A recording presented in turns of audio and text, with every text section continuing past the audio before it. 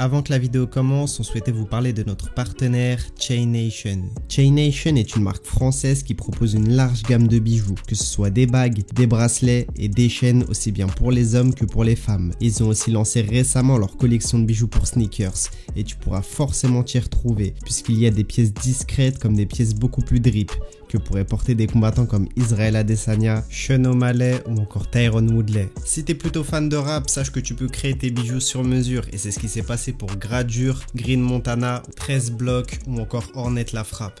On tient à préciser que leurs produits sont de très grande qualité et surtout garantis à vie. Leur service client est aussi irréprochable, noté 4,7 sur 5 sur Trustpilot avec plus de 1800 avis. La livraison est gratuite et tes produits arriveront entre 2 et 3 jours. Si tu habites en dehors de la France, pas de souci puisqu'ils livrent aussi à l'international. Donc si tu souhaites faire un cadeau à tes proches ou à toi-même, franchement n'hésite pas, on te laisse le lien de leur site internet en description. Bonjour à toutes et à tous. Aujourd'hui, nous sommes au Maccabi Paris avec un invité de grande marque, comme vous avez pu le voir dans le titre de la vidéo. Nous accueillons aujourd'hui Grégory Bouchlaghem. Bonjour à toi Greg. Salut, comment tu vas? Ça va et toi? Super. Bien, bien, bien. Comme tu le sais, enfin je ne sais pas si tu le sais d'ailleurs, mais en tout cas sur la chaîne, nous avons l'habitude de raconter le parcours de différents combattants de MMA, ou même de combattants de boxe thaïlandaise ou de combattants de boxe anglaise. Donc, est-ce que tu pourrais te présenter tout simplement pour ceux qui ne te connaissent pas? Oui, bien sûr. Moi, j'ai un parcours martial assez éclectique. J'ai commencé avec le karaté à 17 ans. Ensuite, du jiu-jitsu brésilien pour me tourner vers le MMA amateur, donc tout ce qui était pancrace. Et ensuite, je me suis lancé corps et âme au MMA professionnel. Donc, je vais en rajouter un peu plus si ça ne te dérange pas. Donc, tu es né à Magnanville, je crois, dans les Yvelines. Non? Non? Non, à Mantes-la-Jolie. Ok, donc tu es né à Mantes-la-Jolie, donc le 23 mars 1978, j'ai noté. Tu as des parents algériens? Mon père est algérien, ma mère est française. D'accord, moitié-moitié. Mich. Ok. Donc tu commences par le karaté Shotokan, comme tu l'as bien dit. Puis tu te diriges vers le MMA en 2003 pour arrêter ta carrière 3 ans plus tard. Ensuite, tu commences les vidéos sur YouTube avec notamment Karaté Bushido. Quelques années plus tard, bien évidemment, on va revenir sur ton parcours un peu plus en détail. Puis voilà, aujourd'hui, tu es notamment animateur sur la chaîne Karaté Bushido. Tu reçois énormément de combattants et d'autres personnes comme des militaires, on a pu le voir, etc. Donc, est-ce que Greg, tu pourrais nous parler de ton enfance et comment s'est déroulé dans les Yvelines à Mantes-la-Jolie? Moi, je suis né à Mantes-la-Jolie, mais je suis un petit gars de la campagne. D'accord. Donc j'ai grandi dans la cambrousse. De ma fenêtre, on pouvait voir les vaches et les champs à perte de vue. Donc la campagne, quand j'étais un petit garçon assez timide, du coup, j'avais pas de copains dans le village, donc je me faisais un peu yesh, on va pas mentir. C'était où Il s'appelle Boinvilliers. Personne connaît. Et du coup, j'ai dû... Je suis quelqu'un d'assez introverti, du coup, j'ai beaucoup pensé seul. Parfois, la solitude, ça a du bon. Ça nous permet de nous retrouver avec nous-mêmes et de faire un point sur la vie et tout ça en général. Et donc c'était un peu chiant l'enfance, mais sinon c'était cool, quoi. Donc tu n'avais pas de frères et sœurs? Si, 2 frères, 2 grands frères. Puis, mais bon, ils jouaient de leur côté, ils étaient un peu plus grands. Puis après, on s'est mis à jouer aux jeux vidéo ensemble un petit peu. Et ça, je les battais souvent, donc ils ont la rage. Donc c'était quoi tes passions à cette époque? C'était tout simplement les jeux vidéo comme un enfant ordinaire? Les jeux vidéo, ouais. Plutôt donc à l'adolescence, les jeux vidéo. Mais pour mon enfance, j'ai pas trop souvenir de choses qui m'aient passionné. Mais ouais, à l'adolescence, les mangas et puis les jeux vidéo, ouais. Les mangas? Ouais. Dragon Ball Z? Bien sûr, Dragon Ball Z, Chevalier du Zodiac, Ken le Survivant. Les grands classiques, c'est les meilleurs. C'est vrai. Et comment s'est déroulé ton parcours scolaire, tout simplement, que ce soit en primaire et après, à ton arrivée au collège? À l'école, j'étais un élève assez moyen. D'accord. Je comprenais pas tout. C'est comme les films à la télé, même des films un peu bébêtes. Je suis là, mais je regarde le truc et je fais, mais c'est qui lui? Qu'est-ce qu'il fait là? Pourquoi il revient? Souvent, je comprends rien au film. Okay. Donc, à l'école, je comprenais pas tout. Tu as eu du mal à suivre? Oui. Moi, je suis plutôt un autodidacte. J'ai besoin de comprendre par moi-même et parfois, j'ai besoin de prendre beaucoup de temps pour comprendre. Et une fois que j'ai compris, j'ai un déclic et après, ça roule. Mais il suffit que je loupe un petit passage et après, je comprends plus rien. T'avais des matières favorites à l'école? Au lycée, j'aimais bien SVT, ouais. Ouais, Ok. parce que on apprend un peu le monde qui nous entoure, la science ouais, de la vie, quoi, et de la Terre, c'est marqué dans le titre. Donc je trouve ça assez passionnant de comprendre le monde qui nous entoure directement et non pas à travers des chiffres comme les mathématiques. Puis la littérature à l'époque, ça me bottait pas trop, donc le français, c'était pas trop ma came non plus. Moi justement, je pensais que tu allais me dire une matière comme le français ou la philosophie, parce que notamment dans tes vidéos, tu sors énormément de proverbes et ça se voit que tu aimes ça. Est-ce que c'est une passion qui s'est développée plus tard du coup? Absolument. À l'école, je comprenais rien non plus. Quand il me parlait de Platon, je comprenais pas et tout ça, mais vers 24-25 ans, j'ai eu envie de comprendre des choses. Les choses des philosophes grecs, donc c'est des concepts qui sont très pragmatiques, ils ne vont pas chercher des concepts un peu tarabiscotés, mais ils sont dans le concret, donc ils vont parler de l'amour, de l'amitié, du sens de la vie, de la mort, etc. Donc c'est des choses qui parlent à tout le monde et qui passionnent tout le monde. Donc une fois que je me suis pris d'amour pour la philosophie, j'ai été un boulimique de lecture, et voilà, j'ai lu énormément pendant une dizaine d'années, et voilà, maintenant je lis plus trop parce qu'à un moment ça tourne en rond, il y a des redites, et au bout d'un moment, tu arrives à un moment où il faut en fait se creuser un peu trop la tête pour pas grand chose. Donc voilà, moi je préfère avoir une philosophie du concret, de l'immanence, donc la vie concrète de tous les jours, voilà. C'est entre autres pour ça que tu as décidé de faire les vidéos sur Karaté Bushido, rencontrer les personnes, discuter avec eux, apprendre d'eux également? Non, ça n'a rien à voir. C'est que les arts martiaux, ce que j'aime, c'est l'efficacité. Tout ce qui est beauté, tout ça, je m'en fiche un petit peu, même si les arts martiaux peuvent avoir il peut y avoir une beauté dans la gestuelle, mais c'est pas ça qui importe. L'important, c'est de détruire. Hein. C'est les arts martiaux, c'est martial, c'est la guerre. Donc. Ça reste un art. Oui.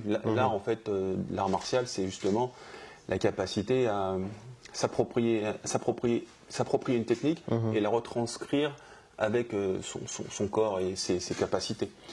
Et en aucun cas, l'art, c'est le réplica exact. Tu vois. Quand je vois des katas, par exemple, pour moi, alors je peux trouver ça beau, mais c'est pas du tout un art. Là, c'est de la photocopie, par exemple. Donc un vrai artiste martial, il s'approprie les techniques, et selon sa morphologie, selon ses capacités ou son état d'esprit, il va retranscrire quelque chose d'unique. C'est en ça que l'art devient beau, c'est qu'il est unique et singulier. C'est sûr. On va revenir un peu plus en détail sur ton parcours dans les arts martiaux. Mais avant ça, j'aimerais parler de ta relation avec l'Algérie. Est-ce que quand tu étais petit, ou même quand tu as grandi plus tard, est-ce que tu te rendais assez souvent en Algérie ou... Oui, tous les ans, nous allions en Algérie avec ma famille. Donc dans le sud de l'Algérie, Gardaïa, et voilà, on allait aussi à Annaba et à Alger, on avait de la famille là-bas, les oncles, les cousins, et voilà, c'est très cool l'Algérie, c'est très beau.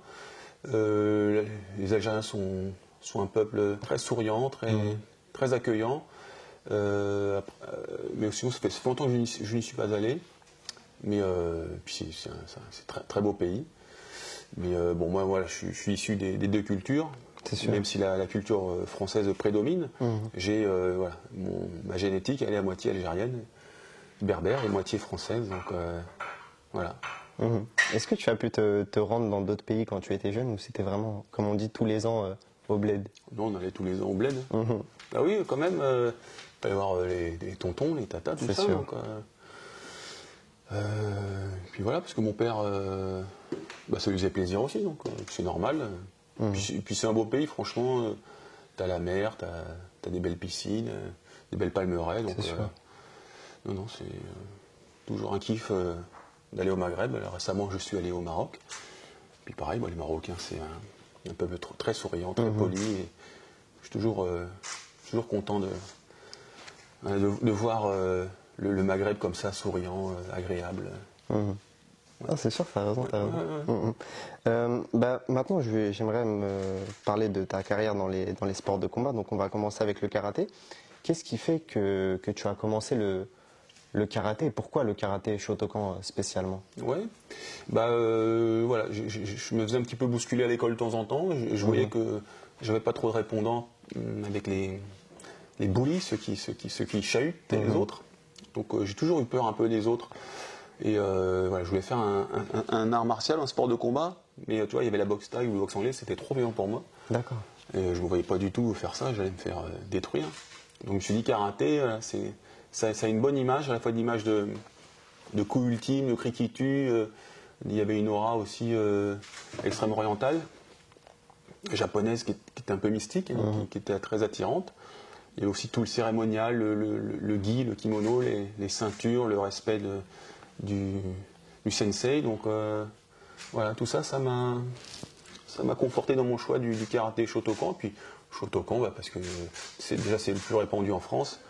Et puis c'était à côté de chez moi, donc à Magnanville justement, avec mon prof Eric Lacarnet, donc salut Eric. Donc voilà, il m'a enseigné le karaté pendant 5-6 ans, un truc comme ça. Ouais. Quand tu dis que tu te faisais intimider à l'école et que tu as commencé le karaté, ça me fait penser à l'histoire un peu de Georges Saint-Pierre. Quelle est ta relation avec lui et est-ce qu'à l'époque tu suivais justement le MMA et son ascension à lui? Ah mais non, ça arrivait après du coup. La relation que j'ai avec Georges? Oui. J'ai pas de relation avec Georges. D'accord. Je ne le connais pas, enfin je l'ai rencontré une fois. Mais j'imagine que tu as pu échanger avec lui sur votre histoire un peu commune. Est-ce que ça t'a fait penser à son histoire? Je ne sais plus ce que nous nous sommes dit, mais je pense que c'est un dénominateur commun à beaucoup de combattants, ce fait d'avoir été bousculé dans l'enfance ou l'adolescence. Et c'est un peu une revanche qu'on prend sur la vie à travers les arts martiaux et les sports de combat. Ce sont des disciplines qui nous permettent de nous imposer. Disons que ce sont des disciplines qui nous permettent de nous imposer, sans le faire bien sûr, et de moins craindre le pouvoir coercitif des autres. Donc voilà, c'est pour les jeunes hommes comme moi, un peu timides, c'est magnifique. On n'est pas très timide, Grégory. Non plus maintenant. C'est quelque chose que tu as développé avec le temps, du coup? Le fait de ne plus être timide? Oui, de toute façon, dans la vie, je pense qu'on peut. C'est pas du développement personnel à 2 balles, mais on peut toujours s'améliorer, être la meilleure version de soi-même. Donc il y a des moyens de devenir moins timide, il y a des moyens de devenir plus fort, plus intelligent. Surtout aujourd'hui avec l'accès à la culture gratuite et quasi limitée avec Internet, on peut apprendre énormément. Et puis pareil, en France on a un tissu associatif qui est très large et qui nous permet d'avoir accès à la fois à la culture, à des clubs sportifs pour pas très cher.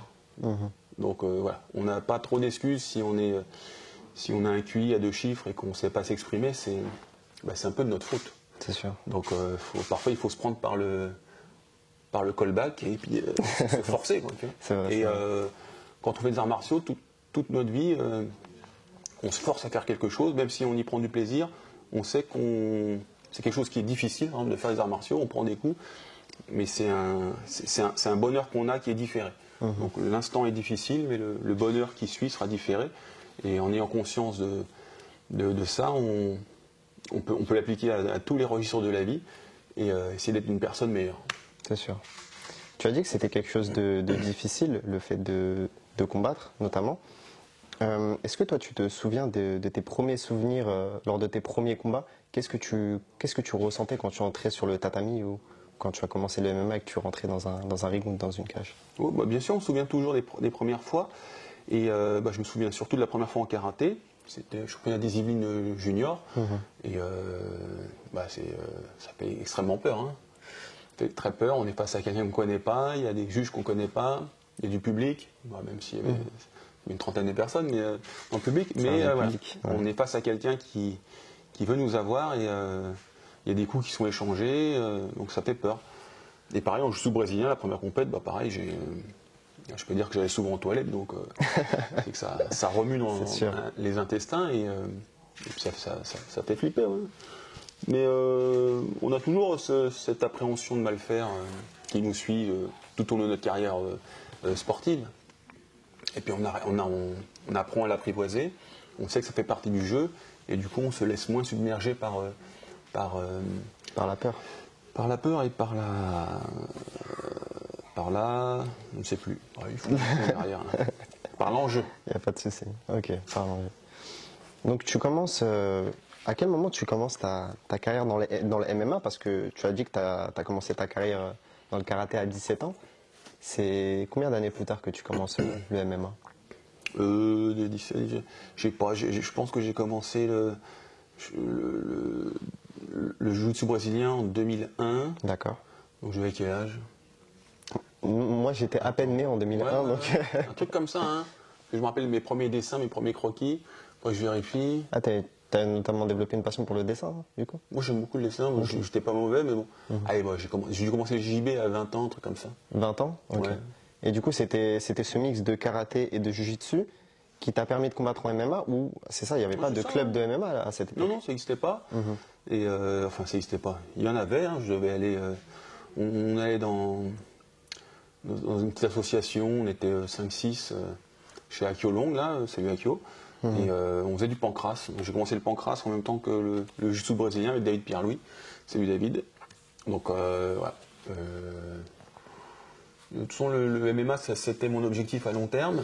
D'accord. Au début, ça me fascinait, mais j'osais pas m'avouer que je voulais en faire. Et puis ensuite, de réussite en réussite, je me suis dit que c'était possible, que je puisse faire un combat pro dans une cage, avec des règles extrêmes. Et voilà, hein, je vois les jeunes aujourd'hui qui vont dans le grand bain assez vite, dans des cages, avec du public et tout. Je trouve ça remarquable. Ils font preuve de beaucoup de maturité. Alors que nous, à l'époque, on allait dans l'inconnu et on était assez en flip, hein, parce que c'était nouveau et on ne savait pas trop à quoi s'attendre. C'est sûr. Et quel est ton premier souvenir avec le MMA? C'était notamment en regardant les vidéos du Pride ou en regardant les premiers tournois de l'UFC? Comment tu as découvert le MMA? C'est comme beaucoup de monde, c'était l'UFC 2. Il y avait la fameuse cassette, hein, qui tournait. Il y avait The Ring, où tu mourais. Là. Tu connais The Ring? Ouais, je connais. Il fait peur ce film de coup. Et puis il y avait l'UFC. Avec Royce Gracie, ouais, notamment. C'est ça, ouais. Qui combat contre un karatéka au premier combat, là, à Chihara, je crois. Et il lui casse le bras, ou il étrangle, je crois. Et j'ai été choqué, parce que je me suis dit, merde, le karaté, là, ça marche pas comme je voudrais que ça marche. Surtout que c'était un mec du Kyokushinkai, et les gars du Kyokushin, pareil, il bénéficiait d'une aura de force et de courage. Le fameux Masatsu Oyama qui pouvait tuer des taureaux à main nue. Et voilà, bon, on s'est rendu compte que c'était un petit peu exagéré, hein, sur l'efficacité du karaté. Ils l'avaient bien vendu, hein, les Japonais avaient bien vendu leur art. Mais voilà, c'est pas aussi efficace que l'anglaise ou la thaï. Et après, c'est pareil, tous ces sports de percussion, en 1 contre 1, et ben, y a 80% de chances que le grappleur gagne. C'est sûr. Ouais, voilà. Donc, je me suis dit, tiens, il va me manquer quelque chose à un moment. Ce sport, c'est un sport de malade mental, mais ça me plaît. Donc, je veux en faire. Et si je suis assez bon, j'en ferai. En tout cas, j'en suis donné les moyens. Mais tu as dit que tu n'avais pas fait de boxe thaïlandaise parce que tu trouvais que c'était trop violent. Justement, est-ce que tu retrouvais cette violence dans le jiu-jitsu ou tu as décidé d'en faire simplement pour son efficacité? Non, le jiu-jitsu, c'est pas violent, le grappling non plus. Donc c'est des sports que tu peux faire sans risque, entre guillemets. Tu vois. Le lendemain, c'est pas comme dans Fight Club, tu reviens pas avec la tête gonflée. Juste tu tousses parce que tu t'es fait étrangler, quoi. C'est rien. Encore. Ouais. Encore.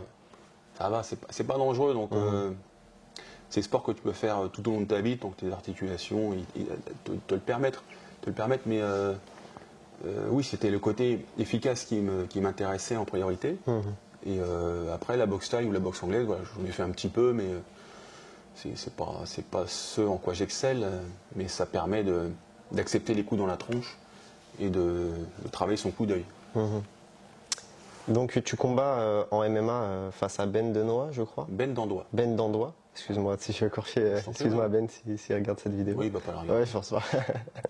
Mais est-ce que c'est notamment lors de cette soirée que tu as rencontré Cyril Diabaté, si je me trompe pas, et Fred de Gong, ou ça c'était un autre combat? Je sais plus. Il faudra regarder sur Gong, je crois qu'on en parle un moment, mais je sais plus. Mais ouais, Ben Dandois qui était champion de Belgique de lutte, il me semble. Et ouais, il me fonce dans les jambes et je lui mets un high kick. Et à ce moment-là, il se prend mon genou tibia et KO, un petit peu comme Chuck Liddell contre Babalou, Renato Sobral. Il avait eu pareil, donc cool. Qu'est-ce que tu as ressenti après cette victoire? Moi, comme toutes les victoires, on est très satisfait. Et c'était surtout ta première, celle-là. Ouais, mais bon, peu importe. Non, ouais, après, c'est des combats, c'est pas celle qui me réjouit le plus. Ça reste la continuité, tu vois, des combats, de mes combats amateurs, mes combats pro. Et c'est juste une continuité, quoi. Après, il y a d'autres combats dont je suis fier. Oui, c'est sûr. Mais on va en revenir de toute façon. Donc, tu combats notamment face à Mark Ware, donc, qui a notamment combattu lors des premières UFC, si je ne me trompe pas. Tu as également affronté Gegard Mousasi, qui était notamment champion du Bellator et un énorme athlète à l'UFC, l'un des top mondiaux dans sa catégorie, et André Semenov. Donc, qu'est-ce que tu en tires de ces combats face à des grands noms comme ces personnes? Eh ben, ce que j'en tire, c'est que rien n'est impossible, même si tu, a priori, viens de nulle part. Avec un fort mental, tu peux t'en sortir. Voilà, tu m'en cites 3, j'en ai battu 2 dans le lot. Mais le dernier, tu vois, j'avais plus le mental, par exemple, pour Gegard. Parfois, la rage et l'envie de bien faire, ça compense la technicité. C'est ce qui m'a permis de gagner sur ces combats. Les mecs étaient meilleurs que moi techniquement, mais j'avais plus faim qu'eux. C'est ce qu'on peut voir parfois dans les Coupes de France. Tu vois le PSG qui perd contre Montluçon, je sais contre Poitiers.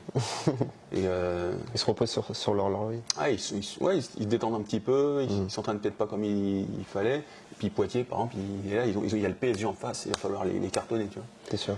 Donc voilà, j'étais Poitiers, puis j'ai réussi à accrocher, peut-être pas la C Milan, mais j'ai réussi à accrocher, je sais pas, Saint-Étienne. Bon, aujourd'hui, Saint-Étienne, c'est pas un très bon exemple, parce qu'aujourd'hui. Parce qu'ils sont pas très forts. Ouais. C'est pour ça. Mais Mark Ware, c'est Saint-Étienne, tu vois. Okay. Mais j'ai combattu contre Paulo Filho, lui, c'était top du Real top Madrid, tu vois. Ou le Milan AC, tu vois. C'est sûr.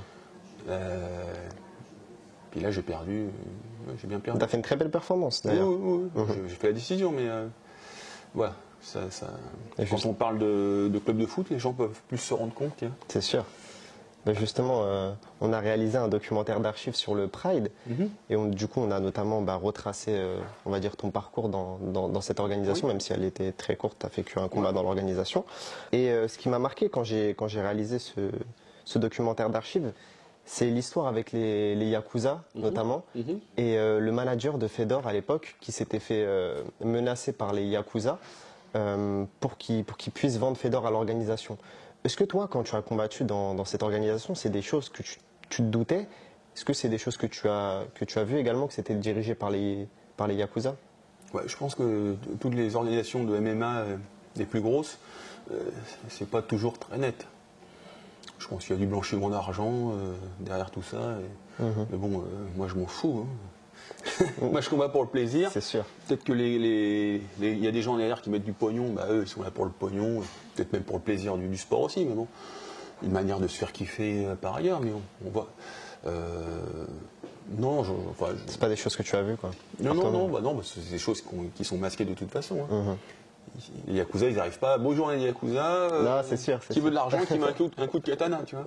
C'est sûr. Donc ils font un petit peu en douce, mais ça se sait de toute façon. Je pense qu'il y a des sacrés loustiques derrière chaque grosse fédé de MMA, tu vois, qui tirent des ficelles, qui sont c'est pas. Faudra regarder dans leur plan comptable. Ça va pas être toujours très. Qu'est-ce que c'est ça? Ah bon. C'est sûr. Justement, comment s'est passé pour toi ton expérience au Pride et comment tu en es arrivé à combattre dans cette organisation? Comment ça s'est passé au Pride? Ça s'est très bien passé. Écoute, c'est toujours un plaisir de combattre dans la Ligue des Champions.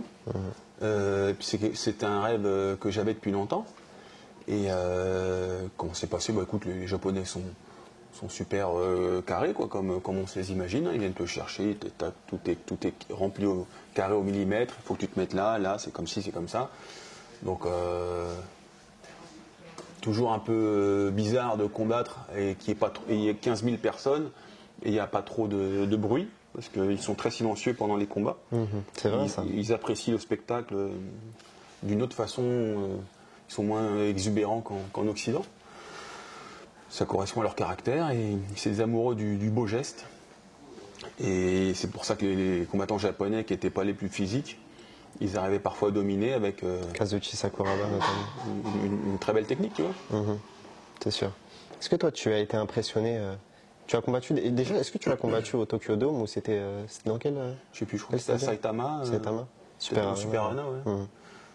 Qu'est-ce que tu as ressenti quand tu es arrivé dans un stadium comme celui-là? Je m'en souviens plus trop, mais de toute façon quand je combats, je suis focalisé sur l'événement, pas forcément sur ce qui m'entoure. Donc si je combats sur un tatami ou au Tokyo Dome, s'il y a quelqu'un en face, je suis concentré sur lui. Donc le public qui est autour, je te dis qu'il soit 100 ou 15 000, pour moi c'est pareil, tu vois.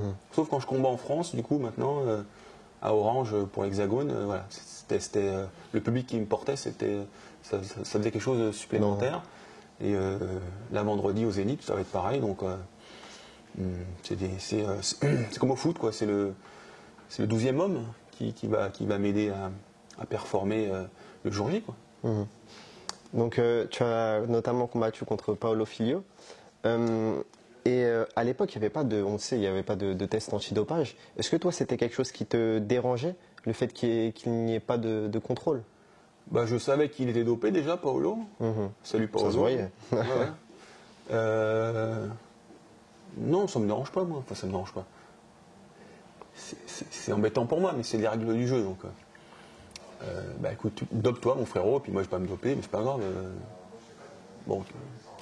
Tu voyais pas ça comme une forme de triche, le fait que. Si, mais bon. Le japonais, il t'appelle, il te dit frérot, viens combattre au Japon, au Pride, contre le numéro 2 mondial.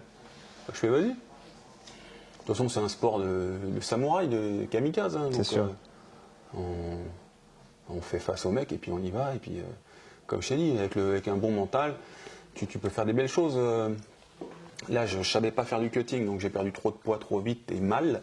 Donc j'étais famélique quand je suis monté sur le terrain, sur le ring. Comparé à cette époque, comparé à aujourd'hui. Ouais, même comparé à la forme que je pouvais avoir en général. Donc si j'avais bien fait un bon cutting, si j'avais eu une préparation adéquate, peut-être que je l'aurais eu, ce Paolo Filho.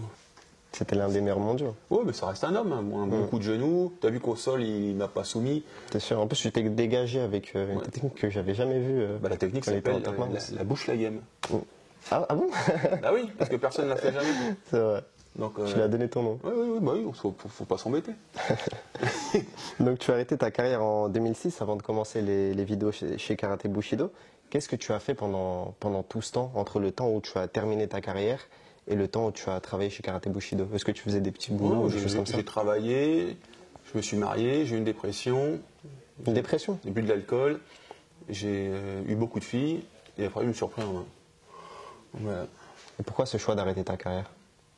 Parce que j'en avais marre, on me mettait que des monstres en face. Donc Paolo Filho, Semenov, Moussassi, Juan Carnero, donc UFC, Pride. Donc à la fin, tu fais bon, c'est bon les gars, ça saoule. Mettez-moi des mecs normaux, quoi. Est-ce que le fait que tu n'as pas choisi tes adversaires, c'était quelque chose qui t'embêtait un peu? Bon, non, moi quand je combattais, je pouvais prendre n'importe qui. Il y en avait un qui me faisait peur, c'était Melvin Manoff. Tu l'as pas combattu? Non. Lui, ça m'aurait saoulé parce que t'es sûr de sortir en vrac. Plus petit que toi, mais très physique. Ouais. Donc bon, on était dans la même KT, mais sinon, moi je prenais n'importe qui. Tant que ça me fait monter dans le classement, tant que je peux vivre de ma passion, moi j'y allais. Hein. Bon, j'ai jamais fait ça pour le fric. Hein. Tu je fais fais ça ça pour la passion. passion. Hein. Parfois, je combattais des mecs de l'UFC pour 500 euros. Donc, Ah bon? oui, Ah, mais 500 euros. je m'en fous, moi. C'est la gloire, c'est vraiment le plaisir, quoi. C'est un sport qui est très plaisant à pratiquer. On se sent vraiment vivre à ce moment-là. On n'est pas dans le paraître, dans le faux semblant. On ne se demande pas qu'est-ce qu'on va dire, qu'est-ce que les autres vont penser. On y va, on se castagne. Et voilà. J'ai pas envie de trop te déranger avec cette question, mais à quoi était due ta dépression et comment tu as réussi à t'en sortir Ben justement? voilà, là tu m'as dérangé. Mais je vais te dire comment j'en suis sorti. Bah, tu vas au bout des choses en fait. C'est des choses que les gens disent souvent. Quand tu commences à couler, bah, au bout d'un moment, bah, tu peux taper sur le sol avec ton talon et puis tu remontes. Donc tu vas au fond, tu vois ce qu'il y a au fond, tu vois que bon bah c'est pas terrible. Et une fois que tu es bien au fond, bah, tu as juste à pousser puis tu remontes. Puis tu te dis bon, tu te mets pareil quoi, tu te prends par le callback et puis tu te dis bon, allez, maintenant ça suffit.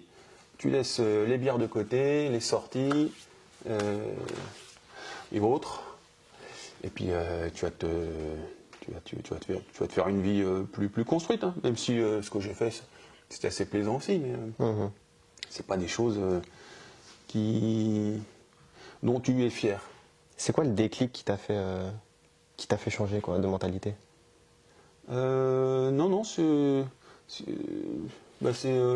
quelque chose de lent et progressif, mais à un moment, bah, voilà, quand tu es en train de picoler avec les gens qui t'entourent, et puis à un moment tu fais bon, je crois que je me fais chier vraiment, quoi.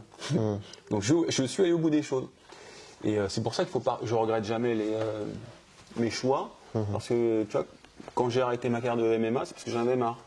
Et quand j'ai arrêté de picoler, de sortir, c'est que j'en ai eu marre. Et c'est la meilleure manière d'arrêter une addiction, bah, c'est d'en avoir marre. C'est sûr. Et maintenant, je suis très content de m'être mis au sport à fond et de recombattre en pro. Et voilà, j'ai pas trop déglingué mon corps. Parce que j'ai toujours un peu entraîné quand même. Puis je me suis toujours bien nourri. J'ai jamais bouffé de ça. Enfin, très peu de temps en temps. Ouais, non, pas beaucoup. Je suis pas un adepte de la junk food. Mais voilà. J'ai eu mes excès, mais ils étaient pondérés par une nourriture de qualité et du sport également.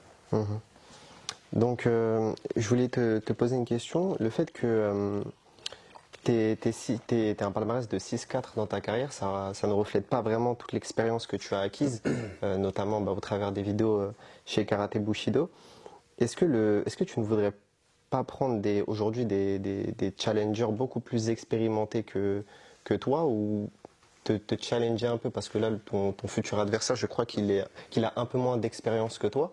Est-ce que tu voudrais pas prendre des personnes qui te challengent un peu plus? Non, ça va. Non, j'ai 45 ans, c'est pas à 45 ans que tu vas chercher à performer au plus haut niveau. Là, je me fais plaisir. Et quand j'avais 30 ans, là, tu as combattu, 25 ou 30 ans, tu mettais n'importe qui, j'y allais. Maintenant, non. Moi, je kiffais. Ça peut être, le mec en face est moins bon, c'est sûr, mais il a ses chances. Allez, il a 20-25% de chances de gagner. Normalement, ça va pas arriver, mais ça reste un sport avec des inconnus, donc je m'entraîne très dur, et puis je veux faire des belles choses aussi. Donc, mais si tu prends quelqu'un de moins bon, si tu le bats à la décision, un truc dégueulasse, ça ne sera pas une belle performance, même si ce sera du vert. Tu auras gagné, donc... À part si tu l'as dominé tout le long. Ouais, non. Le gars, normalement, je ne vais pas le dominer tout le long. En 2 rounds, normalement, c'est terminé. Il est KO ou il s'est pris une soumission. Ou sinon, c'est pas une belle performance. Donc c'est en ce sens que ça me challenge. C'est pas qui je vais prendre, mais comment je vais dominer un adversaire qui, sur le papier, est moins bon. Donc au travers des vidéos de Karaté Bushido, tu as rencontré énormément de grands champions, que ce soit Saladin Parnasse, t'en parles énormément dans tes vidéos, que ce soit même Alexis Barbosa Nicolas. Quels sont les noms qui t'ont le plus impressionné à travers ces vidéos? Voilà, bon, ça je le répète souvent, mais voilà, il y a Saladin Parnasse, il y a Baki pour le MMA, et puis en grappling, il y a Thomas Loubersan ou Paul Marconi et Luc Rousseau. Et pour la boxe pure, effectivement, il y a en pied-point Yohan Lidon, très fort, et Barbosa. Et Mansour Barnaoui peut-être aussi. Non. Non. Non. Et et Youssef Bouguedem. Qu'on a notamment reçu sur la chaîne Youssef. Tu as reçu énormément de critiques, notamment à travers la vidéo de Bakary Samaké. Comment as-tu perçu ces critiques alors que tu donnes corps et âme à chaque fois dans tes vidéos et pour présenter des combattants qui te tiennent à cœur? Ah bah ça, c'est pas parce que je présente des gens et que je fais un travail qui me tient à cœur que je suis exempt de tout reproche. Donc par contre, il faut me dire, faut me dire quels sont les reproches. Donc vas-y, dis-moi. Bah, les gens te reprochent notamment d'avoir dit à Bakary Samaké d'aller plus doucement alors que selon lui, il allait assez doucement. Comment tu l'as ressenti ce sparring, toi? Bah, comme j'ai dit, c'était fort. Bah, après, s'il dit qu'il n'a pas fait fort, il n'a pas fait fort. Moi, je dis qu'il était fort, puis point. C'est tout. C'est ça le bif. C'est juste ça le reproche qui te font, je crois, les gens, c'est ça. Waouh. Mais je crois qu'il n'y a pas que ça, en fait. Non.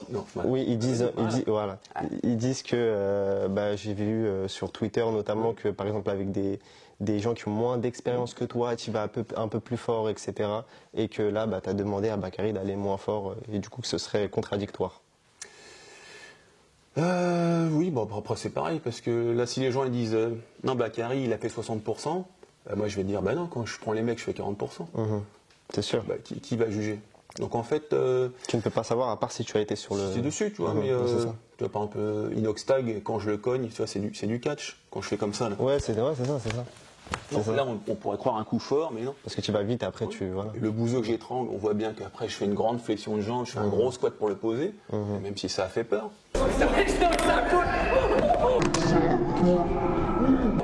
Mais je sais où sont les limites. Et le petit jeune avec le Clark Gracie, il a saigné, mais déjà, c'est la cage qui l'a fait saigner, c'est pas son nez. Puis pareil, le mec, tu crois que c'est un rigolo, il fait des combats. Amateurs en K1, il a 28 ans, 1m92, un beau gaillard. Tu crois que je vais le respecter en faisant touche-touche? Non, c'est un bonhomme, donc on peut y aller. S'il me dit que j'y suis allé trop fort, je fais pardon frérot, mais jamais personne ne m'a rien dit. T'es sûr. Donc moi je suis du genre à dire les choses. Si je te dis frérot tu vas trop fort, c'est que je trouve que tu as fait trop fort. Après, qui arrive, mon frérot, gagne tes combats. Je vais te supporter, je m'en fous. J'ai pris des coups dans la gueule, et puis c'est tout. Basta. Après, si les gens, ils aiment bien parler, les pipelettes, on dirait les gens, la télé-réalité. C'est du commérage. Mais je fais pas de télé-réalité, moi. Je fais du combat si j'essaye d'être sincère. Après, si les gens veulent parler, tu sais, c'est Twitter. Par exemple, j'ai pas Twitter. Parce que pour moi, c'est... j'ai regardé, j'ai fait, oh là, qu'est-ce que c'est que ça? Ok. Merci, bonne nuit, au revoir. De toute façon, tu n'en as pas besoin en tant que combattant. Si, on a besoin de se mettre en avant pour avoir des sponsors, pour être mis en lumière, tu vois, mais c'est pas un média qui me branche en tout cas. On s'est notamment vu à Bayonne, c'est d'ailleurs comme ça qu'on s'est rencontrés. Tu as notamment tourné avec Benoît Saint-Denis qui combat bientôt face à Dustin Poirier. Comment tu l'as ressenti et comment tu pronostiquerais ce combat, toi? Benoît, à l'entraînement, il est très technique, très souple, il cherche pas à dominer l'adversaire, il révise ses gammes, il s'adapte au partenaire pour le dominer. Donc, super sparring partner. C'est pas comme Mathieu Leto, par contre. C'est Mathieu, un bourrin. C'est sûr. Ça l'énerve en plus, donc ça me fait rire. Et comment je le sens face à Dustin? Comme je t'ai dit, tout à l'heure, je parlais du mental. Donc Dustin a plus d'expérience, il sera peut-être meilleur en anglaise, mais au corps à corps, tous ces grapplings, je pense que Benoît sera devant, et puis surtout Benoît, là-dedans, il sera devant. Il a le mental, voilà. Il a la dalle aussi. Il a la dalle, comme j'ai pu l'avoir quand j'étais plus jeune, et là c'est peut-être le moment pour lui d'accrocher un Andrei Semenov, un Mark Ware, il y a des mecs de l'UFC qui sont très très haut placés, tu vois. C'est sûr. Donc voilà, là ça va être le moment pour lui de montrer la puissance de son mental, même si on en a déjà eu des exemples, notamment lors de son premier combat à l'UFC. C'est un mental de fou. Tu combats au Zénith de Paris. Toi qui as grandi dans les Yvelines, qu'est-ce que ça a fait pour toi de combattre devant un public parisien? Moi je suis parisien depuis une quinzaine d'années maintenant, donc Paris c'est aussi ma ville, donc voilà, je combats devant mon public. Après, je suis pas un grand fanatique du chauvinisme. Ouais, mais c'est cool. J'étais à Orange, les 5000 personnes étaient pour moi. Là, au Zénith, peut-être 4500, il y a peut-être 500 fans de...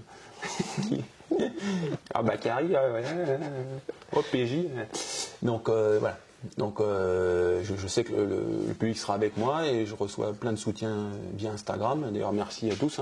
Je réponds le plus possible, mais je peux pas toujours.